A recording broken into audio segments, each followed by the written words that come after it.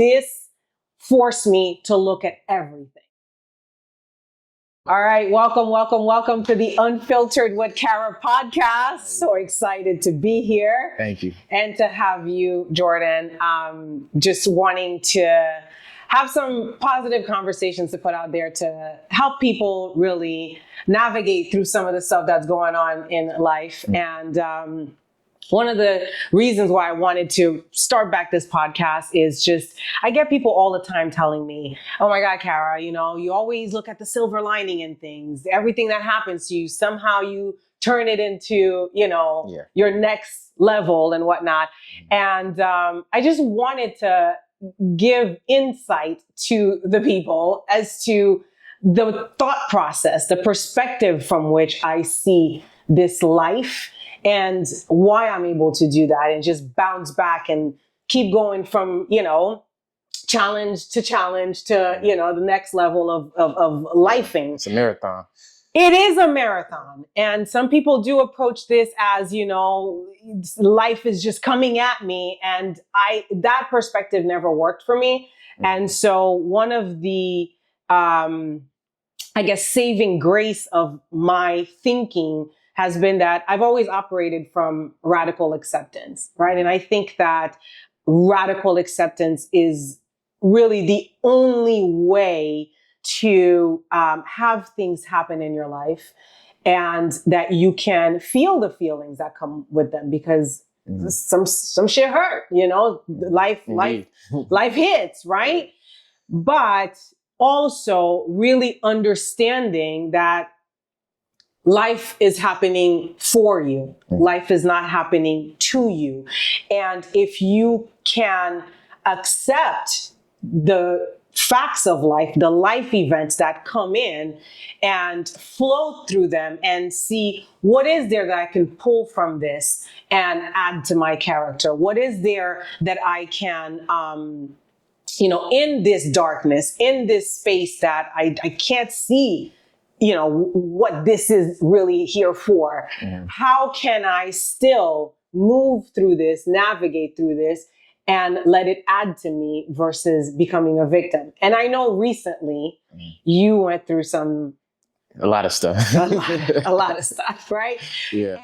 And in going through all of these things, you're finding a different Jordan. You're meeting a different version of yourself. Things about you that are coming up now that you have to deal with. Yeah. So talk about that. Talk about how you are navigating this new space that you've now entered into. I would say just trying to tackle one task at a time. I think at times it feels like the rails crashing down around you, but I feel like throughout my life, I've always been the most resilient. And I feel like a lot of the obstacles that I've had to journey through created this character in me that's being able to resonate with so many different people because I could walk through so many different ways of life and be able to connect with people. Not so much of, if you grow up just a certain way, it's hard to connect with the other side of the rail sometimes. But I feel like I saw the highest, I saw the lowest. Definitely dealt with a lot of grief. Like I've mentioned, maybe in the last 8 years, I've lost 14 people. So I could resonate with somebody that's going through that type of trauma and still being able to operate through life.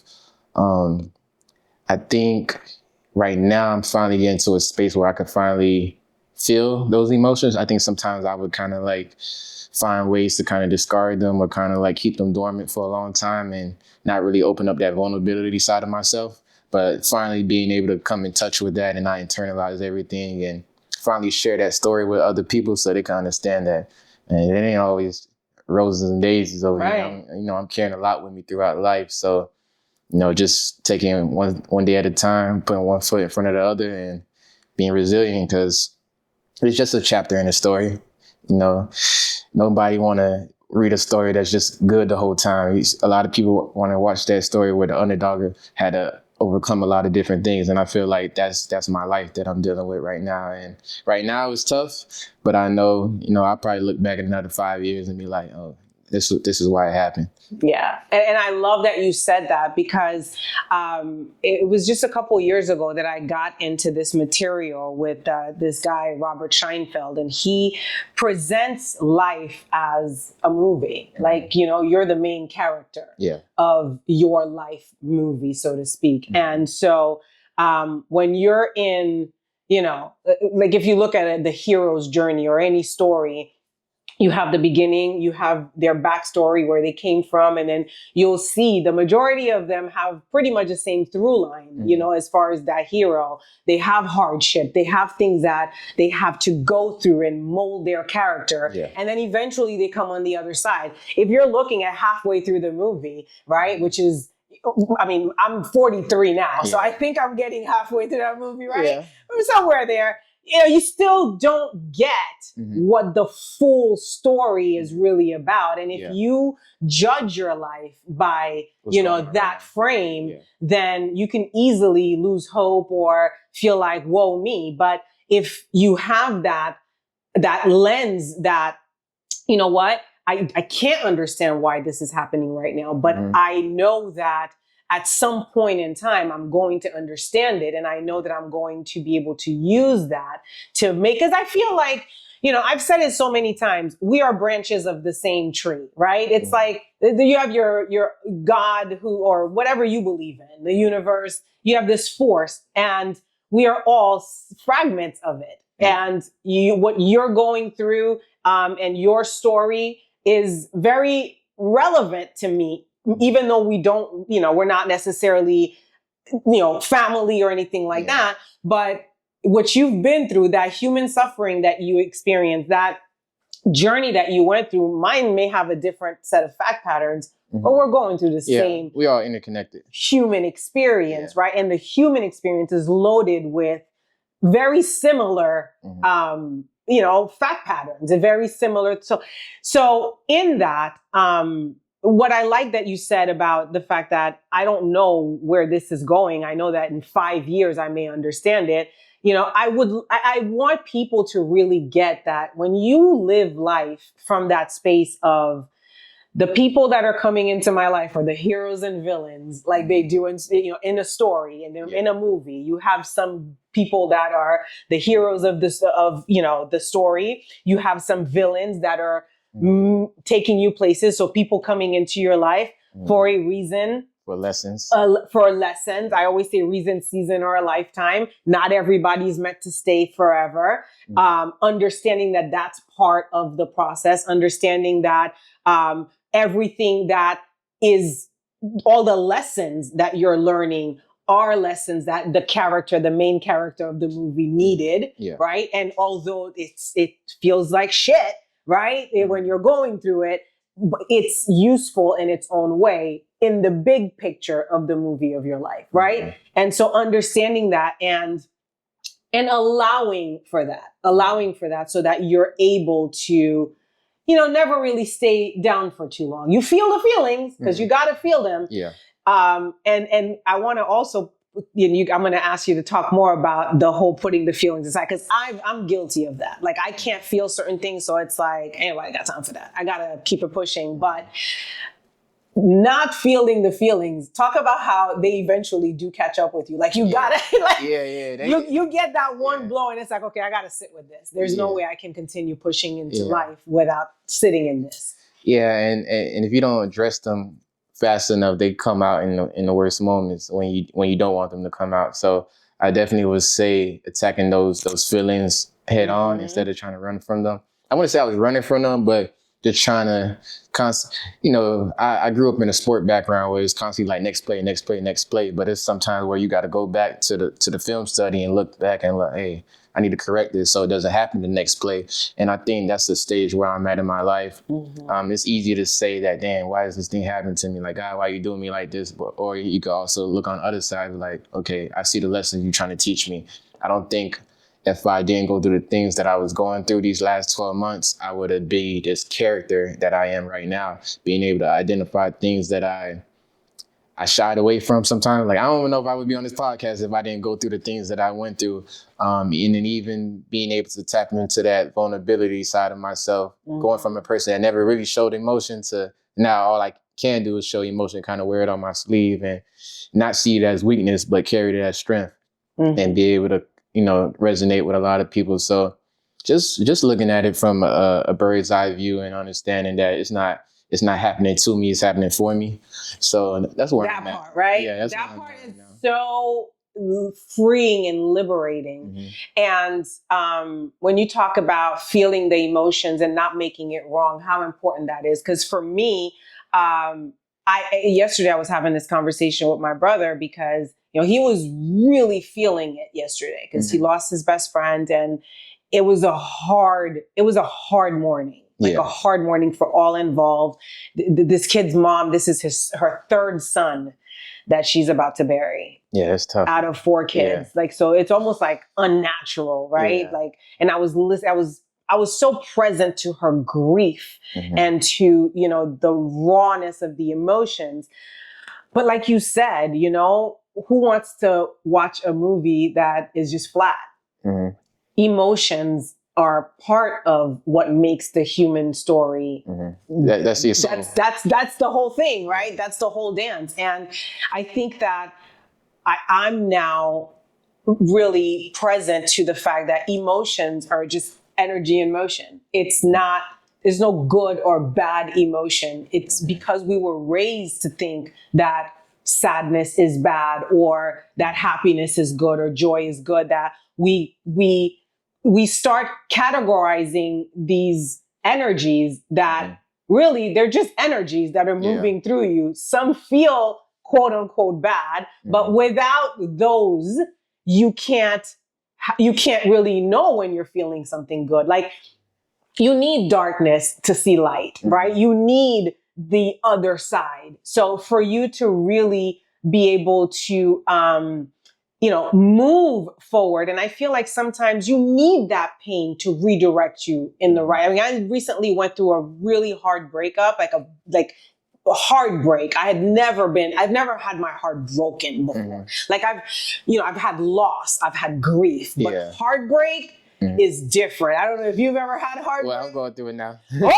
Oh, heartbreak gets you by the throat, right? It's like a throat punch, right? It's like, fuck! Oh my God. So, and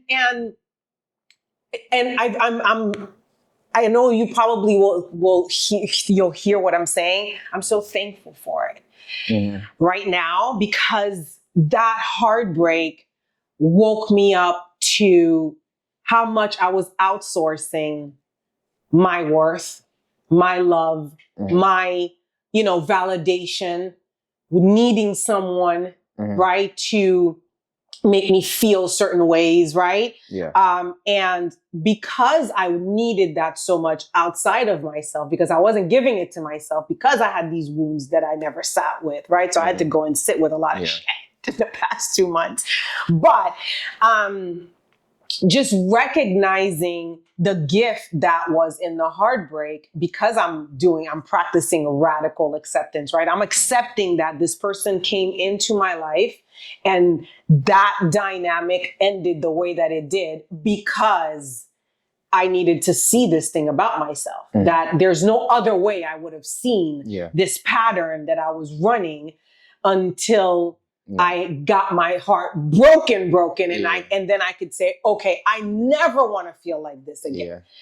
And it's hard to say you're never going to feel that way, but you try to look at it from a different perspective and say everything is just teaching me a lesson. I mean, heartbreak is part of life. It's going to be some time where you're going to have to glue yourself back together. It's just, just war wounds that we carry through life.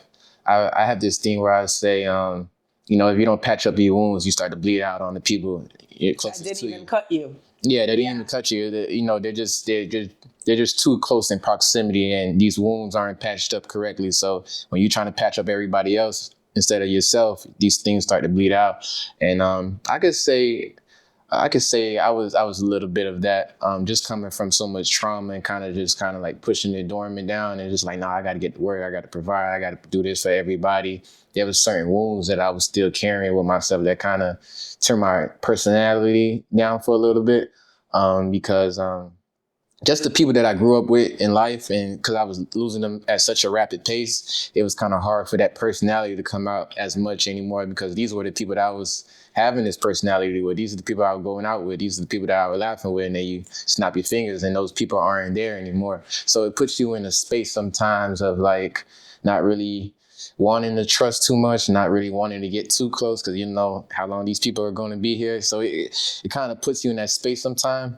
But that's not the a healthy way for living. You know, Right. Sometimes you got to feel those emotions. Sometimes you got to be able to put that guard down and really embrace what's going on around you.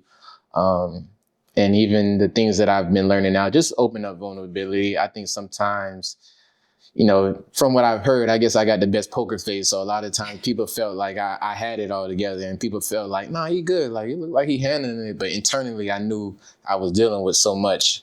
And just coming from like, you know, how I was raised, the male perspective, and just growing up in a certain background, don't cry, don't show too much That emotion. toxic masculinity, that fake masculinity, Yeah, right? like Like even as if because you're a man, like you don't have emotions, you don't have you're no longer emotions. human. Yeah, Yeah. and it took a long time for me to embrace that. It took a long time for me to even cry. I think for a while I didn't even know how to until I would you know, be faced with different death in my life. And I wouldn't say I'm a big crybaby now, but I'm just being more in tune with my feelings, being more able to express certain things and understand that it's not weakness, it's strength, being able to pour these things out. Because I even had a cousin, when I was at my mom's funeral, he's like, hey, don't cry. I'm like, man, this is my mom. Like, you feel me? But I think in the moment, I knew what he meant, but in the moment, I could understand that's just how we were raised our whole life. It was just keep it all in, keep it all in. But that's not, it's, when you do that, it's either going to kill you or it's going to come out in the worst times that you want it to come out. And I would say there was moments where me going through that grief process and not really tackling it the way that I should have. Sometimes I have that explosion moment where I didn't mean to explode. It was just, I'm carrying around 100 different emotions at the same time, and they finally come out at the worst time. So I could definitely address that in myself and be like, okay, what steps can I take moving forward to not have that moment happen again? Mm-hmm. And because I heard, it was at some seminar that I went to, and the guy who was on stage said that if you don't address your childhood traumas or your traumas in general, your relationships will. Yeah. And then, so what happens is you end up blowing up on the wrong person, and you end up, you know, acting out those emotions that are buried inside of you in the wrong, you know, in the wrong scenario, in the wrong situation. And how important that is, that as, you know, a man, that you're talking about the fact that, yeah, I came from an environment where being emotional is not, you know, the way to be, or even almost accepted, but realizing that that's where your freedom is. You are, if you don't address those emotions, you're a prisoner of your own making. You are in a prison that you create with the key in your hand, but you're sitting in it. And, you know, I don't think that it's talked about enough how men don't have an outlet because of this. You've got to, and that's what creates a lot of low-key toxic men out there and toxic relationships, that, you know, because you have the woman who's gone through her stuff and has her daddy wounds and her mom wounds or whatever, linked up with the guy who never addressed his emotions because he wasn't permitted to do that.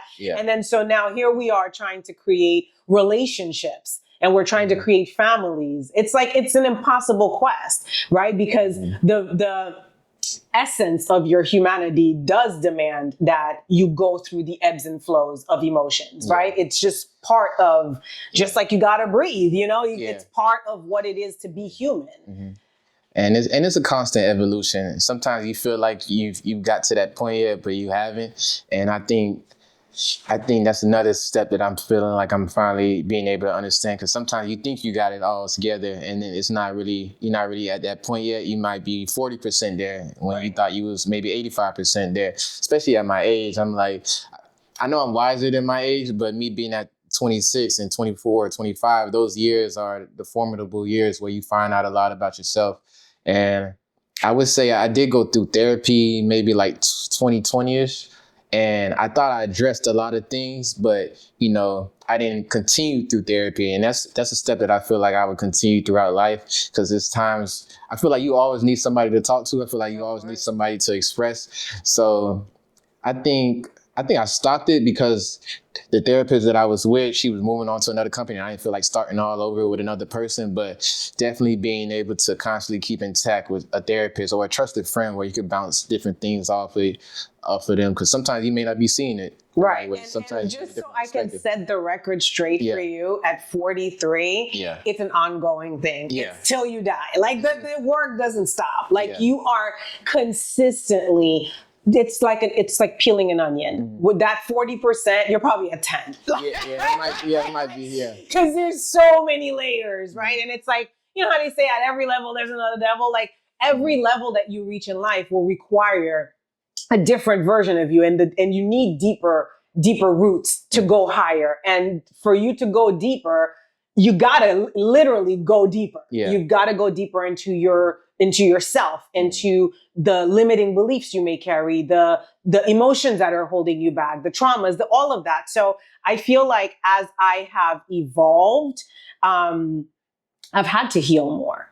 Every time I take that next level, it's because I healed something from where I thought I had arrived, right? You always think you arrived, but really it's if you can just let that go and know that it's an ongoing process. And that's also even part of that radical acceptance. It's accepting that this human journey that we're on is going to have highs and lows. It's going, like you said, to you don't know if you're going to have heartbreak again. You know that right now, what you're dealing with, what that particular heartbreak you have.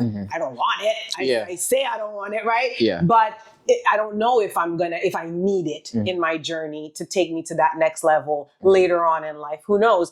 But really making yourself not necessarily ready, but allowing for life to happen, because at the end of the day, it's going to happen anyways, right? So you can either be in a space of accepting it as it's coming and just taking it as it comes, feeling the feels, addressing what you have to address, moving past this, moving past that, or you're taking life with dukes up, like resisting what's going to happen any damn way, which then you're in this victim, life is kicking my ass, life is happening to me mode. And then you're missing the entire opportunity. Because I always say, it was, I think it was, oh my God, Joseph Murphy said, the opportunity of a lifetime is to be yourself, right? It's to live through this character that we talked about, that you are and that only you are. Because literally nobody can substitute for you on this planet.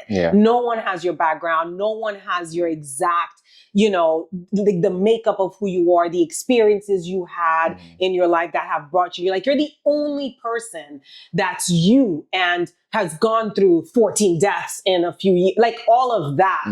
That's a you. And so because you're the only character on this planet that way, that's also the gift. The gift of what you can bring to, let's say, a community if you decide to share your story. The gift of how you're going to show up in your craft. The way nobody's going to do Jordan like Jordan, right? So, and you're the only one that can see it. I think for a long time, I used to get mad at people for not being able to see it, but nobody can see what's in your brain.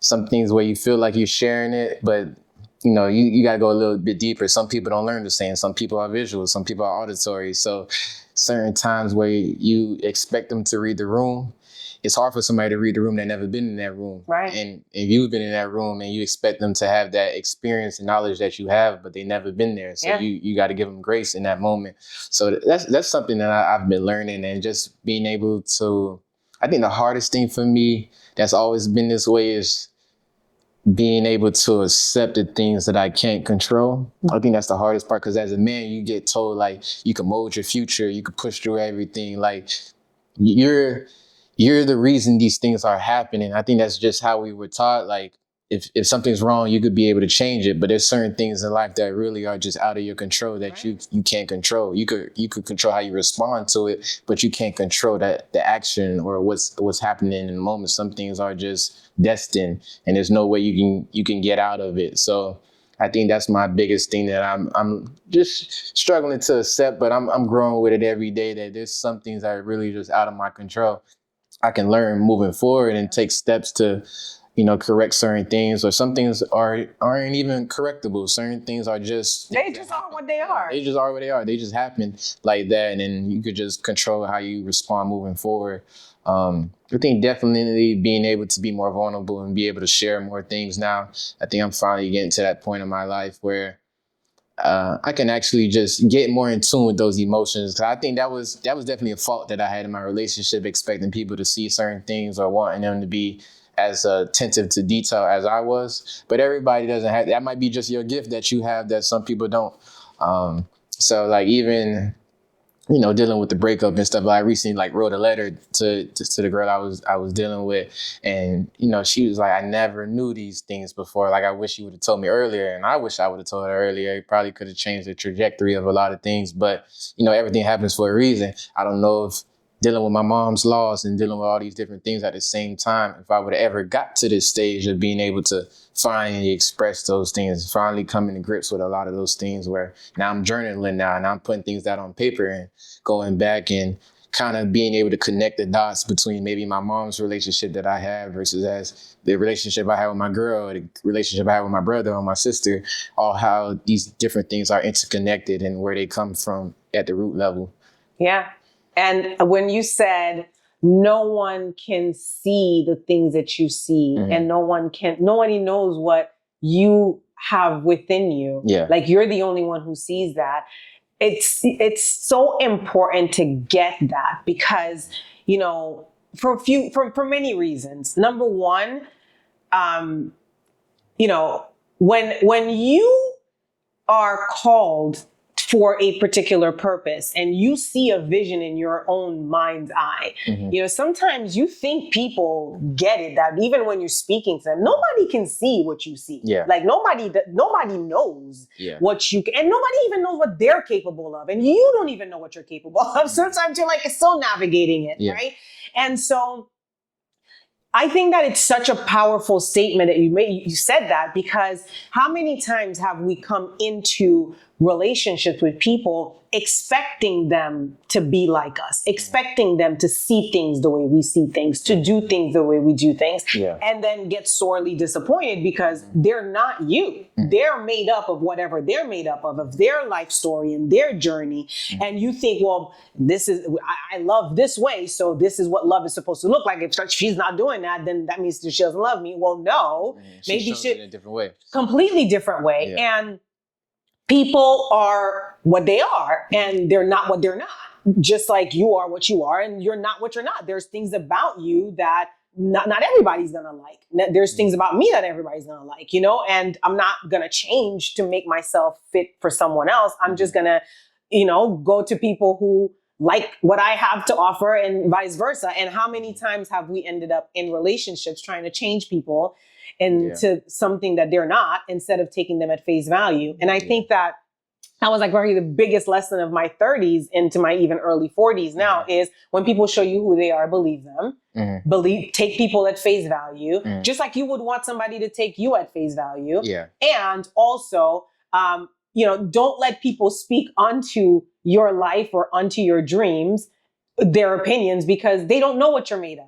And, they really don't. And I think if I listened to the way people saw me and the lens that people were projecting onto me, I wouldn't be who I am today. I wouldn't be doing what I'm doing. I even, my mother or people that are close to me, they just didn't have access to what was in here. So Yeah. in wanting what's best for me, they projected things onto me, not realizing that I was made up of a lot more than what they could see. Yeah.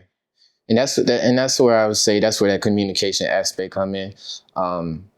Even then, you may communicate as hard as you can, they still may never see what's truly inside. Because they don't have the capacity. Yeah, it's like trying, I'm going to just cut you off because I want to say this. Mm-hmm. It's literally, I said that the other day to someone, if you're trying to fit an 11 by 14 picture in a 4 by 6 frame. Mm-hmm. Some people don't have the capacity or the container to absorb what you're talking about. Yeah. And what you're seeing. Yeah, and it may be just at that moment. They may be eventually able to grasp what you're saying, but it may not just be in this moment. Because you brought up something, and I feel like it's a double-edged sword where I get the taking the person at face value, but I feel like at the same time, people are always constantly growing. And I think you also have to be patient with people. I feel like you also have to give them that space and that grace to finally, if you feel like you met that person that you really connect with, you got to give them that space to finally grow. And they have to be willing to grow as well. Not everybody is doing. You said everybody is growing. Not everybody is doing that. So that's a nuance there. You got to know that this person is indeed someone who is working on their growth, that it's worth you sticking around for. Absolutely. Yeah, they have to be willing to grow. You gotta see it, but also even in that willingness to grow, you gotta allow them to grow at their own pace as well. Because sometimes you want to speed up somebody's chapters that you can't speed up. They may only be in chapter 3 and you want them to be at 8. They're not gonna get to 8 as fast as you may want them to. You gotta allow them to progress into that 8th chapter. So I think it's just a patience thing, and if you find somebody you're willing to be that patient with, are you willing to, stand in that fire with that person? Some people you may not have that base or that connection with. Right. But some people you do. But like, hey, I'll take these journey steps with them. So it's just constant evolution. Absolutely. And also, there are just some people that you will conclude that I'm going to have to love you at a distance, because because some people do choose to do the work and grow, and others literally choose to not. And I've met both. And so, and again, like you said, if the connection is right and the relationship is worth it, then being patient, because you want people to be patient with you too, because you're going through your evolution at your own pace, and not everybody's supersonic at it, right? But the importance of the work, right? The importance of, and I love that you said, that you started journaling and looking at, and looking, because it's there. The stuff is there. The fact patterns are there. What between your mom and your relationship with your girlfriend, and what happened because I grew up this way. How did that affect me? How did that change me? How did that mold me? I grew up in Haiti. I grew up in a third world country, and so when it was time to really figure out my relationship with money, for example, I had to go all the way back there. Like, I grew up in the most impoverished nation in the Western Hemisphere. I am constantly creating not enough because of that. And I don't want to do that anymore. Okay. What do I need to fix this? I'm attracting people who are abandoning me in my life. Okay, well, where is this abandonment issue start? Where is this coming from?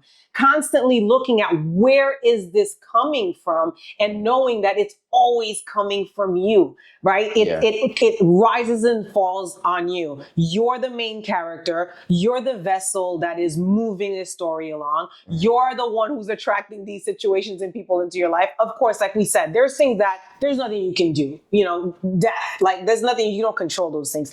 But the things that you do control, right? The relationships you end up with, the environments you find yourself in, the things that you are literally attracting in your life based on who you are today, and how you can look at yourself and make some shifts, some small shifts, just by looking at it and saying, okay, this is not working for me anymore. And I don't want to take this to my next decade, or I don't want to take this to my next 2-3 years. Okay. And then making the necessary shifts so that you end up creating a life that you're like, damn, when you look back at it, it's like, this was good. Yeah, this was good. Balanced. Yeah, and this was good. And it made sense. I understand why all of this happened. And now here, this is the impact that I was able to have because I am me and because ain't nobody can substitute for me. And I showed up as the best Kara I could and as the best Jordan I could. Yeah, and constantly always chasing that best version of yourself. I think that's where you see the most growth. I think a lot of people get, stagnant in where they at or get a little competent. But I feel like if you're constantly chasing that best version of yourself, constantly trying to improve yourself, you'll look up at the end and be like, dang, I came a long way. Yeah. And even when it came to like attacking my relationship and kind of like rewinding a lot of things, a lot of it came from my background and seeing my mom. I feel like, growing up in this household and seeing my mom struggle so much as a woman and knowing how amazing she was, but being a single parent, and I wanted to be the man that I wish she had. So I think some of those things I kind of took into my relationship. I was like, I never want to see my girl work as hard as my mom had to work. And I'm willing to sacrifice everything to put my girl in that position. That's how I show my love. So that's one of the things I felt like I took with me into this relationship, but I also could take a step back and be like, well, there's also other aspects of the relationship you have to offer as well. You need that vulnerability. You need that emotional side where you could actually share those emotions. Sometimes, like I said, as a man, you feel like certain things you can't share, but when you leaving your partner, if you're on the 10-yard line, you got them on the 50-yard line, that's where that disconnect happens sometimes. So I feel like, it got to be a balance. It can't be you just showing love in one way. Maybe you have to adjust how you show it for this particular person, because if that's the person you want to be with, you got to also meet them in the midway point. So that's something that I've also been learning. Yeah. And you wouldn't know that if I didn't, without going through it. And so it's, again, speaks to, as long as it's a safe space, right? Mm-hmm. Because it's not like you can do this with just about anybody. Yeah. As long as it's a safe space, tapping into that vulnerability, tapping into that emotional side, and allowing yourself to be human in, not from identity, because one of the things that I came to realize is, for a long time, because of the heartbreaks of my early life, losing my dad at 14, just the way things played out, I think that there was almost like a survivor identity that was born out of me, being a strong woman, like being there for my mother, helping with my brother, like all of that, where I became this other version of me that was protecting the wounded part of me. And so I showed up as this overachiever, college, law school, blah, blah, blah, blah, blah. I'm doing all the things and I'm just not looking at the wound. Like, I'm not looking at this because ain't nobody got time for that, because I got to just keep busy and keep going. Yeah, but it's going to come get you, though. But trust me, it came. It's going to come get you, though. It came at my ripe age of 42. It came at me because what happened was, this forced me to look at everything. And you have to address those wounds. Like I say, it's gonna come get you whenever it feels like it's coming to get you. Sometimes it's already there, but you keep trying to run from it. It's only so much you can run from an issue before like I say, it comes out in the worst time that you don't want it to come out. So I think, the faster you address those wounds and you go do that deep work, you go through the therapy process, you build that support system around you, I think that's when you start seeing the biggest leaps in your journey. Yeah, because then you're free. You're free, you're light, then you're also able to be authentic.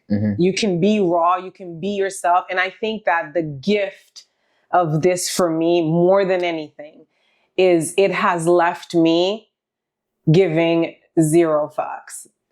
Yeah. I don't care what people are thinking about me, how they feel about me. Like, it's just, I know who I am. I know what I'm up to. Yeah. I fell in love with me. I fell in love with what I'm made of, like the character that I am, the personality that I am, but also the soul that I show up in life as, wanting to do the things that I want to do, wanting to have the impact that I want. I'm fucking cool, right? So it left me with, I will never outsource Kara's validation or Kara's worth or Kara's anything to anyone but myself. And there lies all your power. Yeah. Because once it's just all about me doing me. Yeah. And I'm the main character and y'all are just the audience.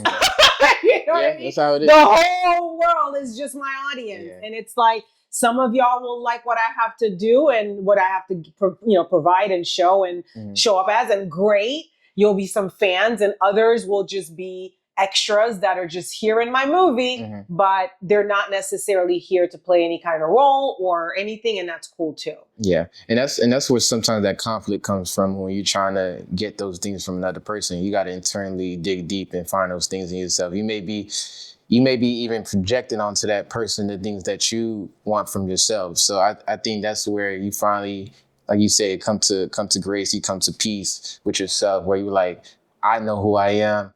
And also, even tapping into like my religion now. I'm going back to church, and for a long time, I shied away from church because of like the trauma that I had. Because like I said, the last 8 years, losing 14 people, it was kind of that connection point for me that was kind of. Because you're like, God, really? Like, what are we doing here? Yeah, so it was kind of tough because I wouldn't say PTSD, but it was one of those things where like I couldn't separate it for a long time because, most of the time when I was going through the church, it was for a funeral. So it was kind of hard for me to walk back into the building and not have those periods. Yeah, those periods pop up in my mind.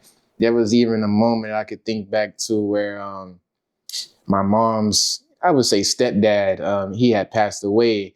And my mom, me just trying to be a good son and like walk through that journey with my mom. He actually, with the funeral home that he was in, that was actually my best friend's funeral home. So I didn't know right away, but kind of like walking into that building and like getting hit all at once, like, dang, like it hit me. And my mom understood, like my dad wasn't really in the picture, but he was there at that particular time.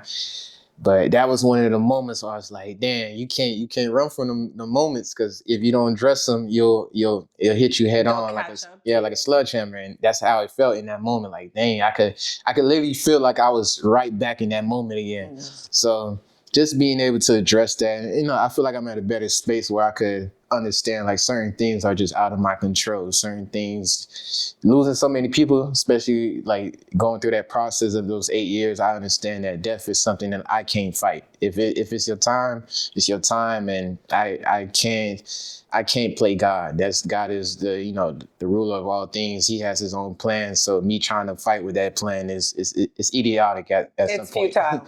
Yeah. You'll exhaust yourself out trying to fight things that aren't made to be. So that's kind of where I'm at now. Good. Yeah, me too. All right. So one of the things that I wanted to bring up that has been very helpful for me over the years. So I went to this it's actually a program called the Landmark Forum. And that was like a good dozen years ago. And the premise of the whole thing is how humans are meaning-making machines, okay?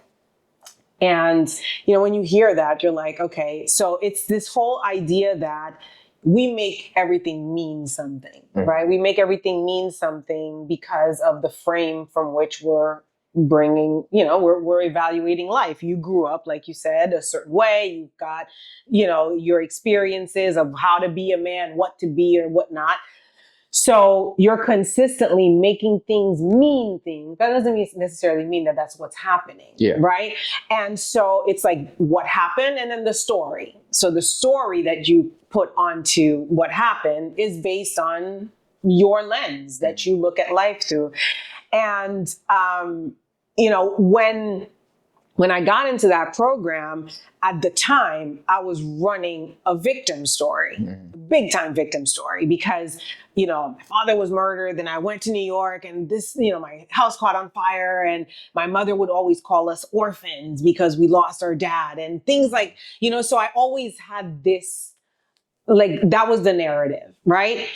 And that made me really present to that. And I was like, I don't like that. That's not a good way to live life, being a victim, right? And so even though I was gunning for things, I still was in the background, that was the meaning of that I was putting on things, that things were happening to me and coming at me. Mm-hmm. And the freedom that I got with the fact that you can literally rearrange the story and reframe really helped me over the years show up in situations like the one I just came out of, with this heartbreak. And instead of, oh my God, this guy came into my life and did this and did that, reframing it to give myself that, okay, what did this come here to teach me, right? What did this come here to add on to me? So I want to ask you, as you have gone through the things that you went through, at first blush, giving it the meaning that we would naturally give to it. Like, damn, why is this coming at me? 14 people, 14 people in 8 years. Like, what the hell? Like, how did you end up reframing that and put a different story on it so that these experiences that you went through mean something different today for you and in how you show up in life? I feel like I'm still going through the process of reframing it, but looking back, because I lost so many people in that span, I'm still here. And I noticed every time I went through that loss, I journeyed to a new chapter. I hit a new height. I hit a new moment. So I feel like right now I may not understand what's ahead of me in maybe the next 6 months to a year, 2 years, maybe 5 years. But I feel like as long as I stay in the game long enough, I will see what this was proven to teach me. So I think it's just continuing to run the race, not giving up, not quitting, not stopping halfway through. You gotta see it through. So I think that's the biggest step of just reframing everything. Because I remember as a child, I would always be like that. I didn't have those experiences yet, but even before that, I was dealing with a lot of trauma as a child, and I used to always ask, like, God, why me? Why me? I even used to play tricks on my mind because it was, in the Bible, the Adam and Eve thing, the apples, and I was allergic to apples. So in my mind, I'm like, I used to try to connect it some weird way, but I was like, man, am I at war with God? But a lot of times it was just God was teaching me a lot of things early on in life that I couldn't see. But those lessons that I learned allowed me to even be able to be resilient enough to weather a lot of these storms that I'm dealing with now, because some of the stuff I've dealt with in the last 26 years of life, some people don't see in 80 years of life. And I've experienced it so early on. So I think it's preparing me for a story that I may not be able to see yet, but you got to go through the biggest obstacles so you can get to the biggest triumphs. And let me ask you, from your vantage point today, from what you already see in your mind's eye for yourself, because I know you're not like just existing. You already see some road ahead. Can you already see how some of the stuff that has happened in your life, how that's been equipping you for what you see ahead? Yeah, just being able to dig deeper in myself and not really, I think a lot of times I was spreading myself too thin. I think for a while I had that, they call it survivor's remorse, when you start elevating through life and you want to carry so many people up with you. Sometimes you're stopping your own progress because you're trying to pull somebody else's body weight up that mountain. Sometimes, they need to build those calluses so they can get up the mountain with you, so you both can be as strong. It's better to have two warriors standing next to each other than a warrior and a half, and then you're constantly trying to, aid on this person while there's an enemy coming. There's certain things that people have to build on their own. So I think my biggest lesson so far is just, digging deep, having those internal things happen for myself rather than trying to pull so many things externally or try to pull so many different people up at the same time while I'm also on my journey, because that slows you down in the race. Big time. You got 200 pounds on you while somebody else is running with their own body weight. It's a different battle that you're fighting. And some of those things are self-inflicted. You mean well by it. You have good intentions behind it. It's a lot of love behind you doing these acts of kindness, but sometimes, it's not selfish, but sometimes you have to focus on yourself and you have to put your oxygen. Man, you just said so much. Yeah. Okay, you just said so much. So, it was this like little Instagram clip. I don't know if you saw it because it was popular for a little bit, where it was like an uncle, I think, who had this young girl. It was, it looked like it was his niece, and she was on a chair. And he kept pulling her down and she kept falling off the chair. And then he asked her to pull him up. and she couldn't. Mm-hmm. And he said, you know, do you see what I'm trying to show you? It's easier for someone to pull you down than for you to pull somebody up. Yeah. And the reason why I'm using that as an illustration is because I used to call myself Captain Save-A-Ho. Like I wanted to like I wanted to save everybody. Yeah. I wanted, you know, because I saw all the things that you could be and what, you know, what could be for you and your potential, and wanted to take everybody with me. And I got bloodied over it, you know, because it's that's just what I'm dealing with now. Okay. So we're right there. Yeah. And so, well, I hung it up. Like I hung the cape. I ain't doing that no more. And the reason why I'm bringing this up is because, you know, when you earlier talked about projecting, you know, many times we project things we see in ourselves and onto people because we think they have the, you know, they have the capacity. Like how many times have I projected character traits onto someone that really literally did not exist? I can't even count. Like I'm that person that I see the possibilities for you. I can see it. And at the end of the day, I learned the hard way that potential that you see in someone, that's what you would do if you were in their shoes. Yeah. But you're not in their shoes. You're you.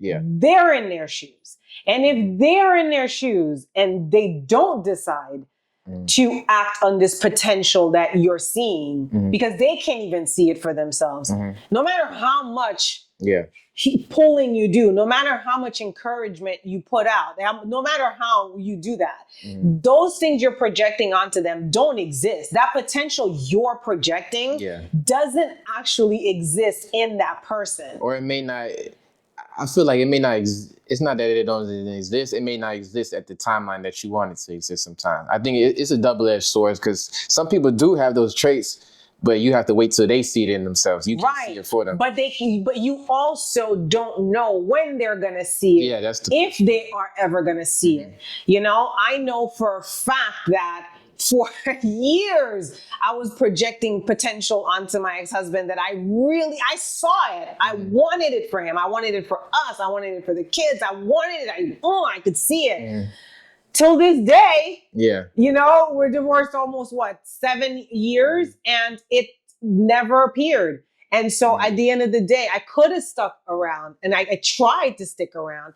But then there's a point where it's like, okay, I have my life to live. I have my journey that I'm trying to push. And it's already a heavy journey for all of us. We've got to deal with the forces that may be, just even our own limiting thinking. You're constantly battling your own self to push forward. Yeah. And like you said, carrying a 200-pound, weight on your back on top of it that you decided to put on your back, because it's not like you have to, right? How detrimental that is to your own process. I'm thinking of how, and I'm not saying how much further I could be because I'm exactly where I'm supposed to be. Like I know that all of it was supposed to play out the way it did, but so much of my journey was filled with my energy being diverted onto wanting to bring other people with me versus just channeling all that energy into myself and doing what I needed to do to get where I need to be so that maybe I could just be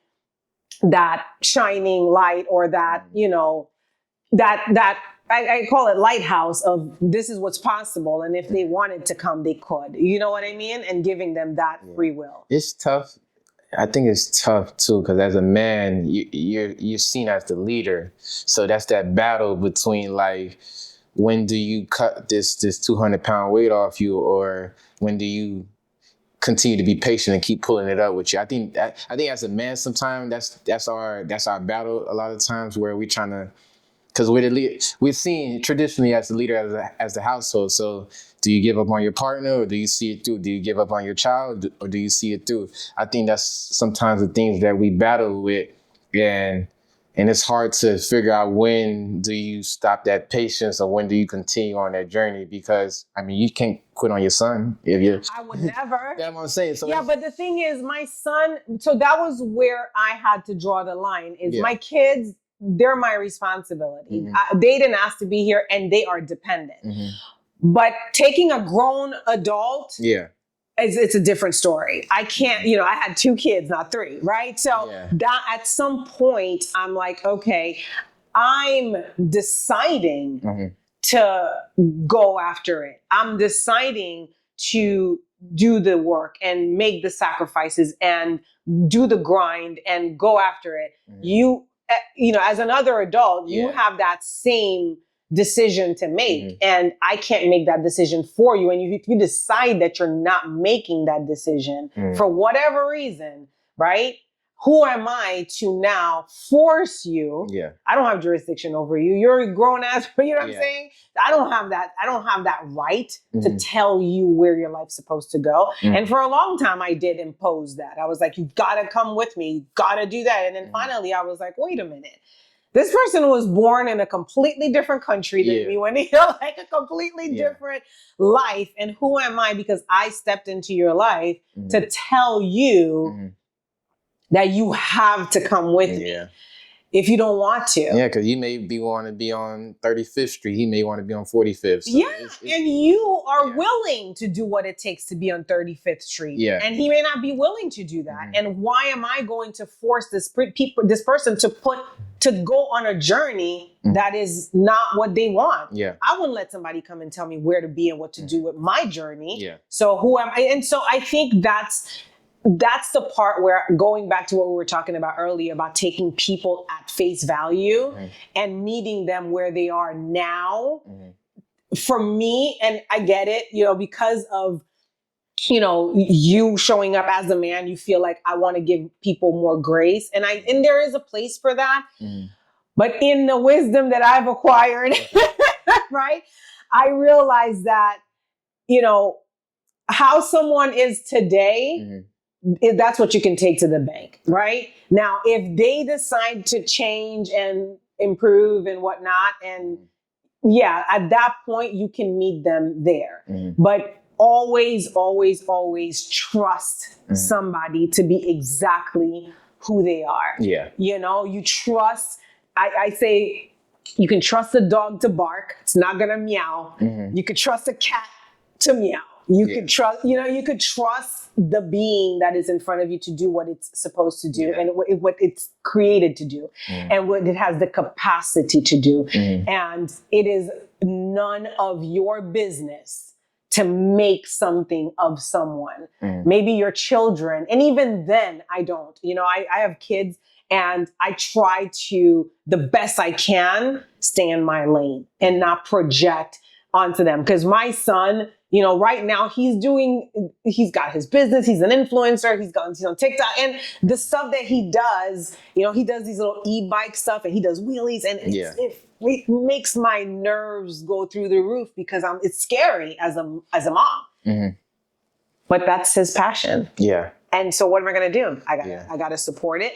I got to give him room to be who he is and to bloom into the passions that God put in his heart. Just like no one can stop me from doing this. You know how many people, people are like, you're already a lawyer. You have your law firm. Like, why do you need to be doing this? Well, because it's in me. I got it. I have it. I know I have it. And only you see that vision. They can't see it. No one can see it. I wake up in the morning when I'm doing my thing. I'm not seeing myself in the courtroom. I see myself on stages. I'm not in the courtroom. I'm literally on stages motivating women. That's what I see in my mind's eye. And when I explain it to somebody and they're seeing the road that I would have to take, they're looking at me like, bruh, you already are accomplished. Like, why do you need to be doing that? And can you imagine me trying to drag somebody else with me? Right? You're trying to cover Mount Olympus, and that's a lot of weight to try to take up. So it's a battle. It's a journey, and I think inevitably you do have to put yourself first. It's kind of hard, like I said, as a man, that family aspect where it's sometimes where you can't be as selfish as you want to be because you have other passengers on this flight with you. So it's so great that you said that, because as you were saying that, I'm thinking at the end of the day, though, what do they tell you? Put your oxygen. Put your mask first. You can't save people until you have saved yourself. So Yeah. Yeah. I mean, I think we this was good. Yeah, Like this, sure. like we did that. Yeah. Yeah. And even in the lesson in that, I definitely could see it's like, as long as you're becoming the best version of yourself, you can accept what comes after that. Yeah. I think as long as you truly know who you are, and you could come to grips with the person you are, and you can look in the mirror and know your moral compass, and you can understand the core principles that you have, you don't have to go look for validation or try to constantly prove to another person that you are this person, because only you know who you are. Yeah. So And the greatest gift mm-hmm. you can give to the people who are attached to you, Mm-hmm. who depend on you, who love you, who look up to you, is to become the best version of yourself. Mm-hmm. And you cannot do that with divided energy. Mm-hmm. You've got to channel your energy into yourself Mm-hmm. so that you can, sooner than later, faster than slower, become that better version of yourself. That way you can inspire them. That way you can provide for them. Mm-hmm. That way you can do all of those things. And I'm telling you, for me, one of the greatest compliments that I get from my children is, I want to be like you. Mm-hmm. And I know that the reason why that's so is because they see the constant improvement. They see me climbing up the ladder, doing what I need to do to develop myself, to heal myself, and so that's where the work is. The work is with you Mm-hmm. and with you only. Yeah. When you're the better version of you become, the more abundance you attract so that you can provide, the more peace you have so that you end up being love. Mm-hmm. You become a peaceful space for them to be around. Mm-hmm. You don't have your wounds that you're bleeding on them because they dropped a cup of water and here you are acting out your childhood trauma. Yeah. Like, how many times did that happen? I mean, I grew up in a Haitian household. You drop something, right? You drop something and it's like, yeah. It's like, what the hell? And I didn't purposely drop it, but then it's fire. like the consequences, right? For what, like the down.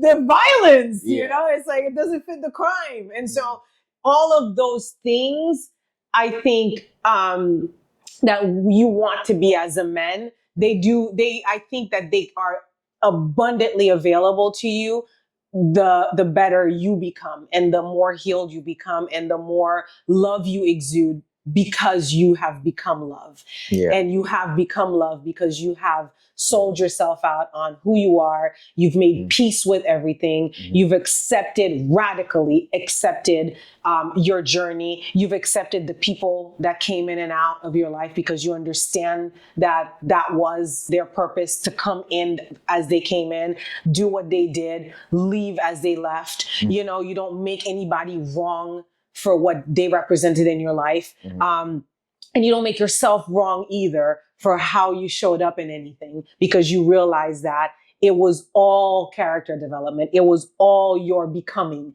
You are becoming. I'm becoming. We're becoming. It's the journey of a lifetime is this becoming, and to see on the other side, later on in life, oh, that was the script. Yeah. That was the movie script that I was acting out this whole time without knowing it. And now, because of this understanding, I'm getting the benefit of being the actor, the main character actor, and being the witness, right? So I'm watching.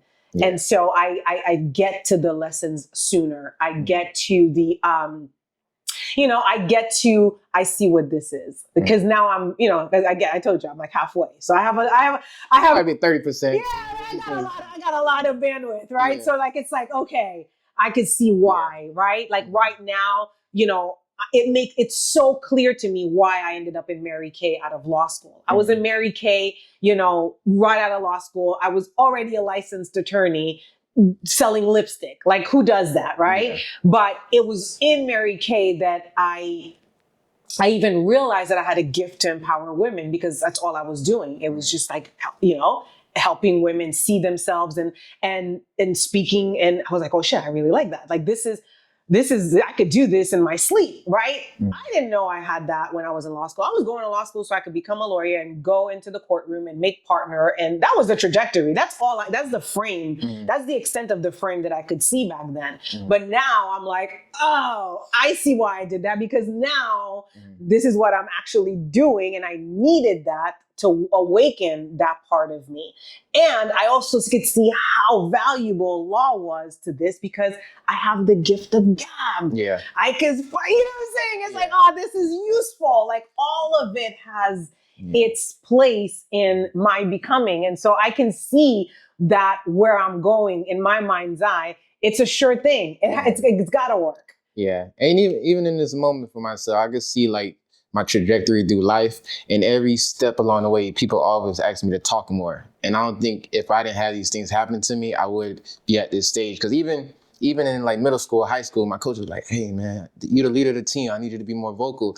And at the time, I always saw myself as more like lead by action type of thing. I was like, man, if they can't even see it, why I got to talk so much? But some people really need that vocal. They need. You yourself said there's auditory, there's different kinds. There's different people kinds. Need to get that audio motivation. And in the moment, I just couldn't see it. That's also that moment where like a coach seeing it maybe 15 years earlier than I saw it, and me being able to extend that patience with somebody else. Sometimes you got to take a step back and allow a person to grow on their own, because you may be trying to pull so much and you're stunting both of you guys' growth. Yeah. You may be stunting yours and you may be stunting theirs, because people have to develop their own calluses. They have to build their own inner strength for them to accomplish that, because the more you try to extend that grace, the more you try to pull them up, you're not allowing them to grow. You're allowing them to piggyback off of you, allowing them to use you as a crutch. Sometimes you got to... And you're doing them a disservice, because they're not able to get to their blows. That the blows that helped you get to where you are, they need it. You got to allow them to grow their own wings. And that's something I've definitely been learning. And even looking back on like some of my story, like coaches will always be, hey man, I need you to be more vocal, man. Everybody look up to you. And like, I couldn't see it at the time though. It took me being 26 now to finally be like, man, I gotta actually talk. Like, people can't see what I see. Right. I may have all these traits that they look up to, but me not being able to at the time be auditory enough, they couldn't grasp the nature of like what was going on in my mind and what it took me to get to this point and what I see. Like I said, even in that letter that I wrote to my ex, she didn't know all those things that I was kind of like internalizing for a long time. Now, like seeing it on paper, she like, it's a lot to process. Like, oh, damn, I could finally see why he was like this in these moments. It's still some things that it probably would take 1,000 years for her to finally like come to grips with and understand. But it's just, I know being able to finally express things auditorily and not expect people to see things that I see because they didn't grow up how I grew up. They don't have the experiences that I've experienced. They don't have the same makeup. Right. So you expecting somebody to see something that they can't see is, it's hard. It's almost impossible. Because they don't have the reference. Yeah. They don't have the reference. They don't have the reference of your life. They've never been in your shoes. They've never been in your world. So they don't have the image that you have, that you're saying this from. They don't have it. Yeah. And when we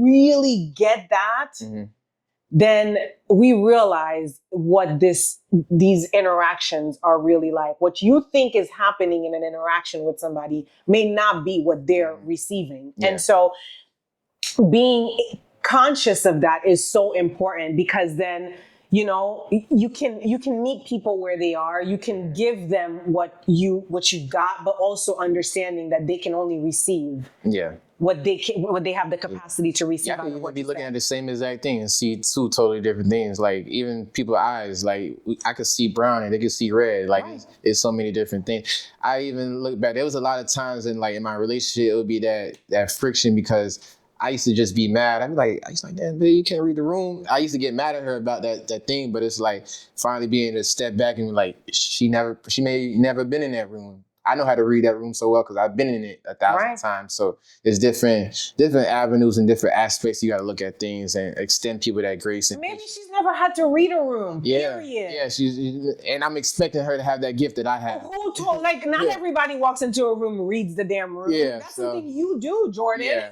And that's what I'm saying.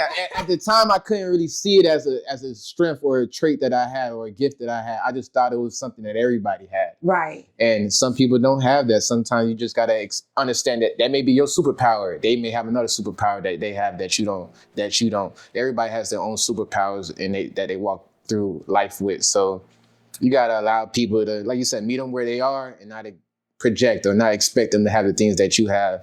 Because it's like Michael Jordan and Scottie Pippen. He may have traits that Michael didn't have. Scottie got traits Michael didn't have, but when they come together, championships happen. Absolutely. So. And it's a marriage that couldn't happen if they both were the exact same people. Yeah. Okay. But yeah, just understanding you may have different traits that somebody else doesn't have, and you have to embrace that as your superpower. Everybody doesn't have the same superpowers. Flash, Spider-Man, Batman, they all got different things that they bring to the table, but they all superheroes in the end. So you gotta, like you said, meet people where they are and allow people to be their own vessel.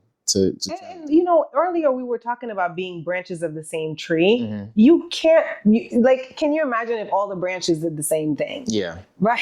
Like, that's not what, it's not, you know? Mm-hmm. And different people bear different fruits. So, I mean, we could go on and on about that.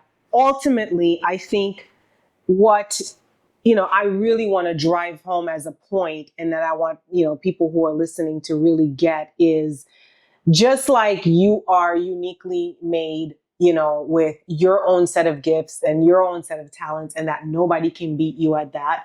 All the people that you're encountering are also very different. And, staying in your lane, not expecting other people to be other than what they are, is really the name of the game, so that you can, interact with the diverse people that are out there, not trying to make anybody something that they're not, and especially not trying to make people more like you. Mm-hmm. Because if it takes away from the experience also, and letting people be. I think for me, that was like the hardest, because I have control issues that I didn't know that I had. Yeah. I mean, yeah, I did. But, I really had to learn to put that at bay and let people be,